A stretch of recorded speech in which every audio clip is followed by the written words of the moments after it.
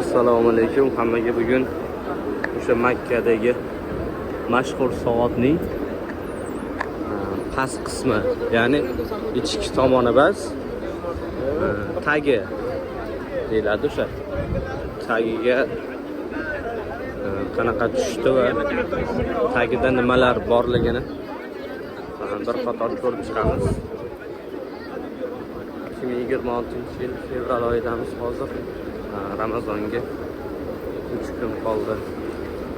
Shunaqangi odam ko'p.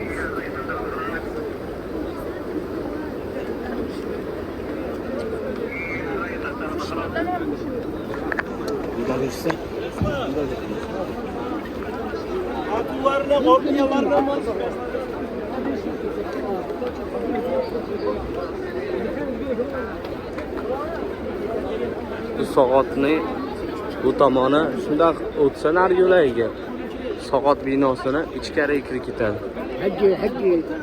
Biz ichkariga kirmaymiz. Shuni podval qismi, ya'ni tagiga tushamiz. Shunaqangi yo'laklar bor. Qanchalik kattaligini bu yerda turgan odam tasvirlaydi xolos. Videoda qanaqa ko'rinyapti bilmayman.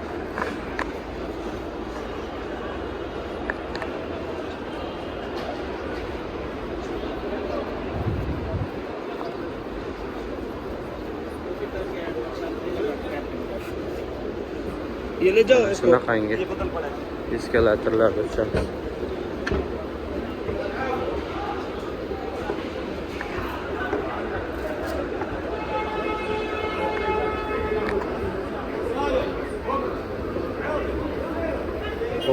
O'sha mashhur Makkadagi soat binosini pastki qismi, ya'ni tagi. Tagi shunaqangi kattaki, bemalol taksilar yuradi. Bu yerda ham yo'lak bor. Yo'lakdan to'g'ri ketadi. Bu tomonda do'konlar bor. Har xil oziq-ovqat, yeydigan, ichadigan, mana Makka taksilari.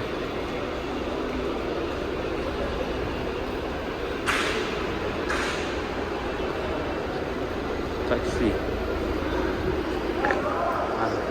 O'sha soat binosini mashhur hotellaridan, mehmonxonalardan biri.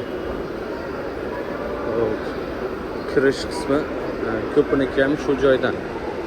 Soat binosini ichidan kirsam bo'ladi, shunaqangi podval qismidan ham kirsam bo'ladi.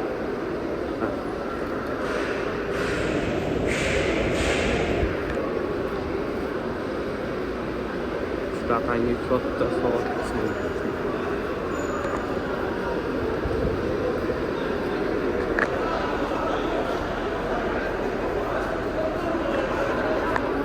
Swiss Hotel.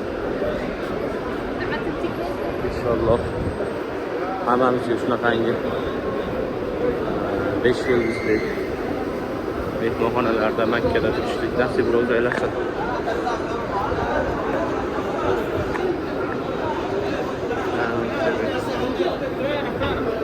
Shirinliklar.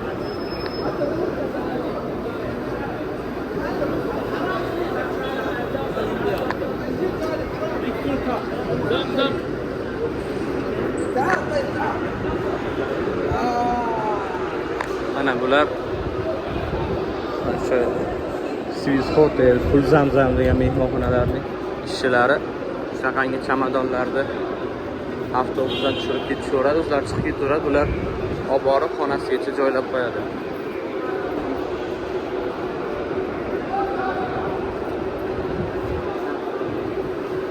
Marujnalari Makkadagi.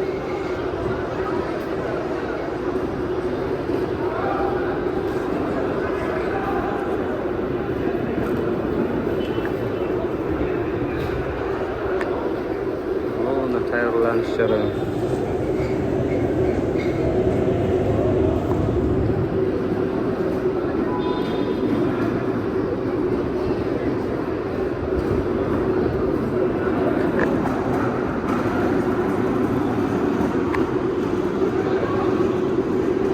shunaqangi ajarli mashinalar ham har qadamda turadi.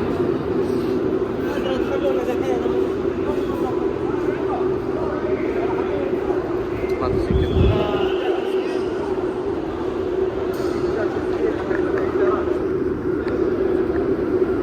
ماشي ما ادري خبر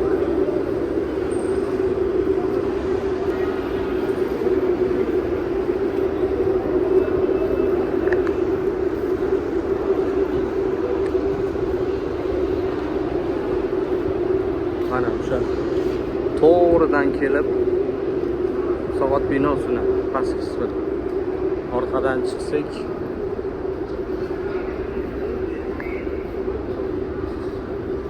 bu joylardan ham qurilish ketyapti.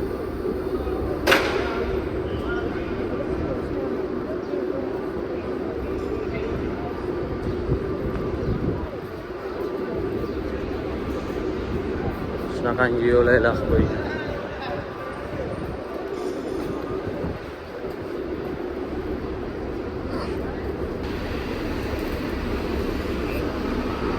Alaykum assalom va rahmatulloh.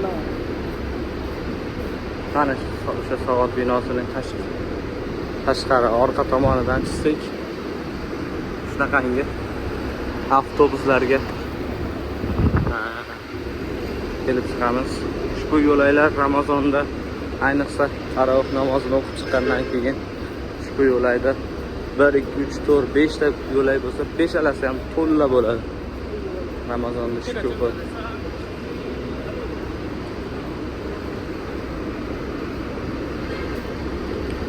Mana shunaqangi avtobuslar mehmonxonaga olib qo'yadi.